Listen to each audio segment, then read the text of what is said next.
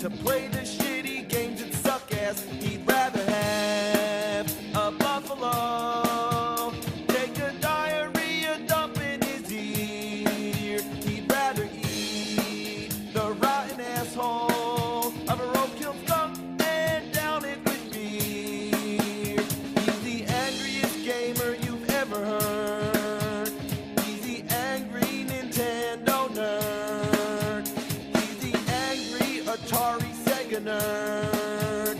He's the angry video game nerd. Alright, let's play some Jag. We've already established that the graphics weren't much of a leap for 64 bits, but graphics aren't everything. Take a look at Tempest 2000. It's an arcade-style game with a three-dimensional feel. It's really addicting and fun to play. Basically, you're in space with a bunch of 3D shapes, just shooting stuff and collecting power-ups. Funny to think that something so simple happens to be one of the best games the Jaguar has to offer. It even has some good kick-ass music. So kick-ass that there was actually a soundtrack on CD.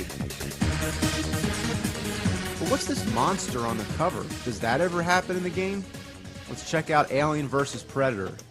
It's a first-person sort of survival horror thing. You can play as not only the alien and the predator, but as a marine. And with each character, your objectives are completely different. Surprisingly, it's most fun to play as the marine because you have a gun.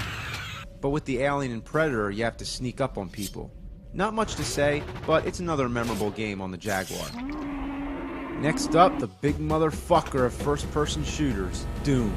This is one of the best console ports of Doom that I've played. It comes as close to the PC version as it gets. But they had to ruin it with one thing. There's no music during the gameplay. Really? Was there any reason not to have music? Did they run out of time? Some might consider it scarier that way, but it would have been nice to have the option.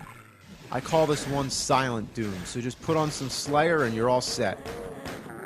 So I think I covered most of the real famous Jaguar games, so now let's look at something more obscure. Attack of the Mutant Penguins. I gotta admit, the name alone got my attention.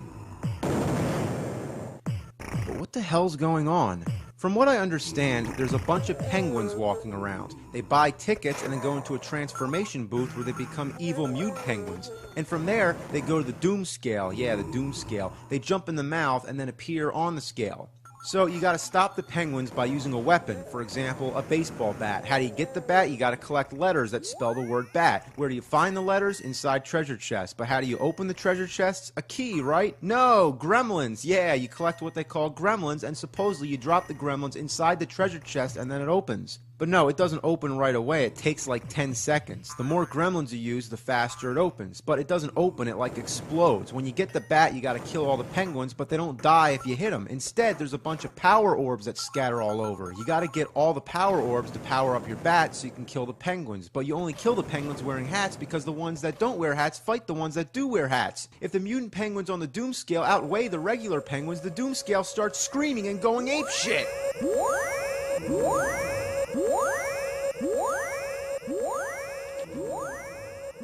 This is the weirdest game I've ever played. I mean, it's not bad if you're drunk or high or something, but how did they come up with this shit?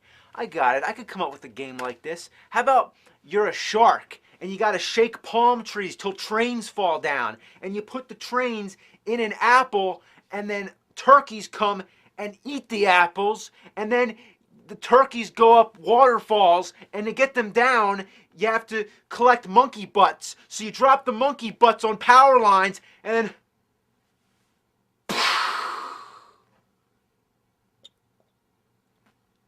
Alright, what's next?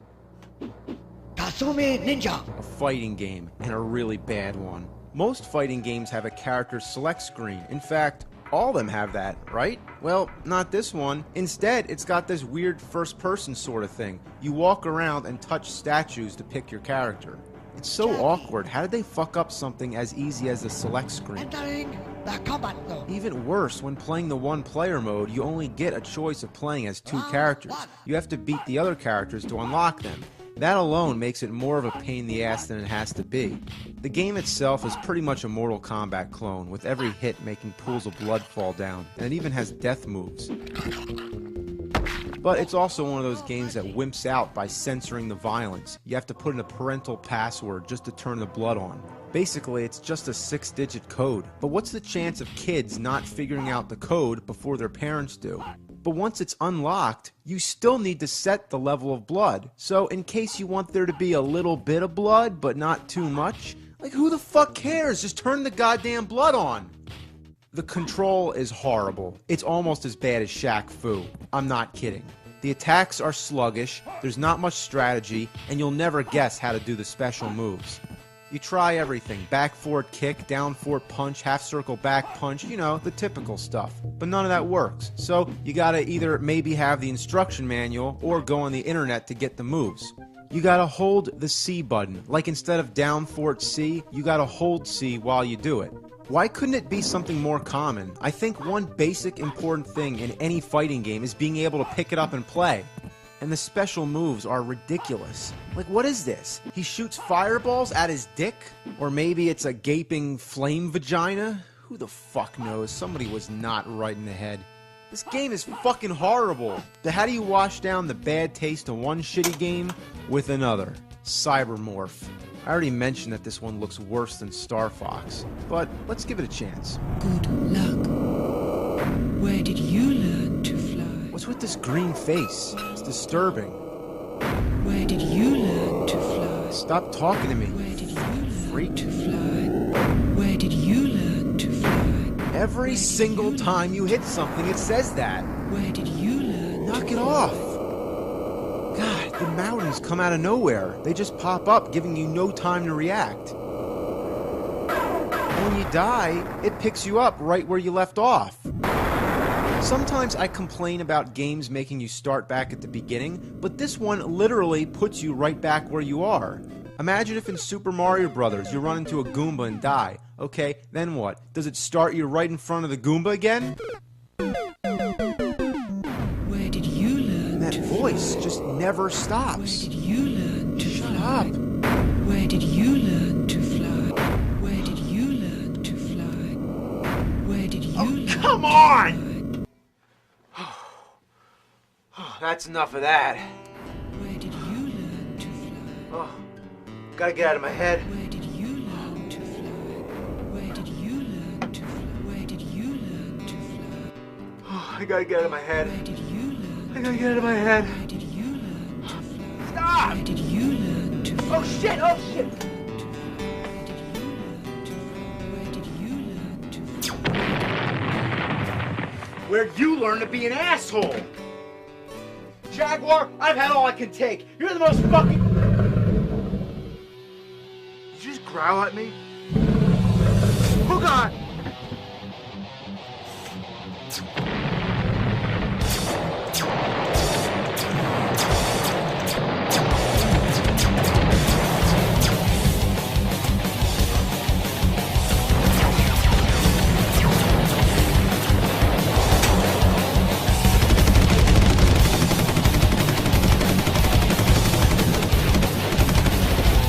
What do I do? Take this, kitty! Sick him! Yeah, that's the real Jaguar!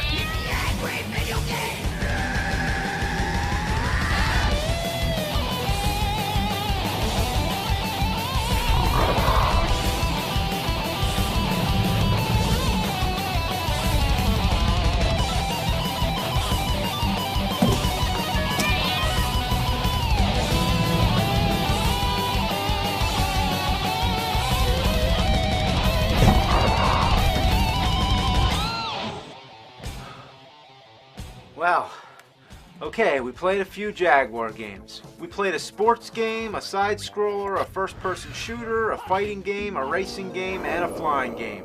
We played some good games, some bad games, and overall, makes me want to puke. Like a cat.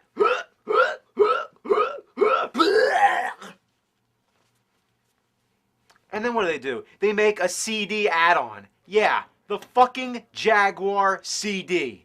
There's something about this that perplexes me. You have a game console that not many people owned, so you make an add-on that requires owning the game console. What were they thinking? It should have just been its own individual game system. Besides, the fucking thing has its own AC adapter, so that's two. One for the Jaguar and one for the Jaguar CD. And that's some cool looking design. It looks just like a toilet. Yeah, it's a fucking toilet. What a perfect analogy. I would review some games, but there's one problem. Fucking bastard doesn't work. Not even the cartridge slot, so I can't even play my regular Jaguar games while this thing's connected. I tried using different AC adapters, but nothing worked. It simply won't read the disc. So I sent this broken piece of shit to my friend Richard to see if he could fix it. He invented the Nintoaster, a fully functional NES made out of a toaster. He also made the Super Gen Atari, which plays NES, SNES, Genesis, and Atari 2600 games. So game mechanisms are his specialty. If he can't fix it, then it's fucked. Here's his diagnosis. Yes, the Atari Jaguar CD. What a steaming pile of fucking shit that was. I want to make sure there's nothing wrong with the console itself first, just to rule it out. So I plug in a game, push the power button, the Jaguar logo comes careening towards me in the foreground, and after a particularly hilarious fucking startup sequence, I'm playing some Tempest 2000. Whoa!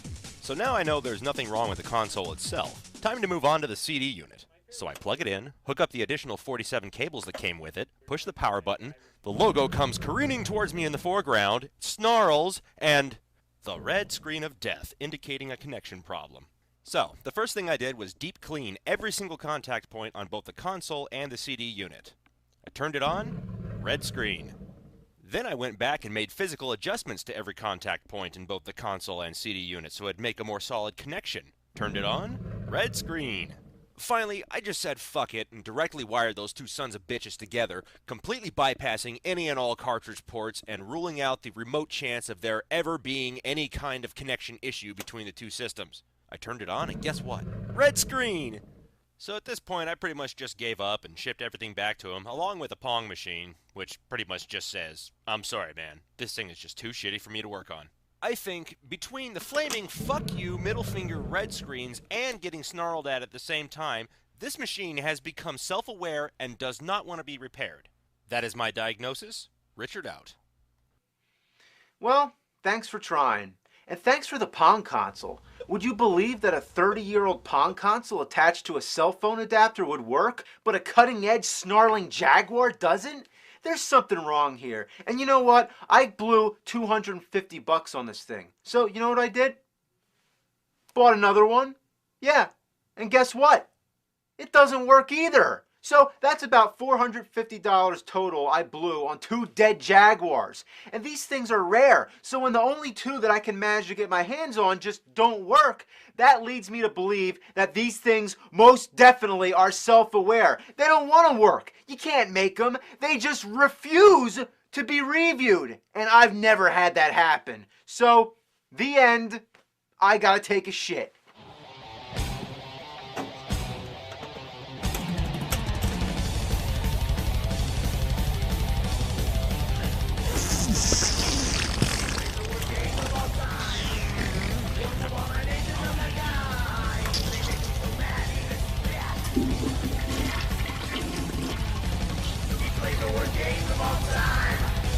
Abominations of the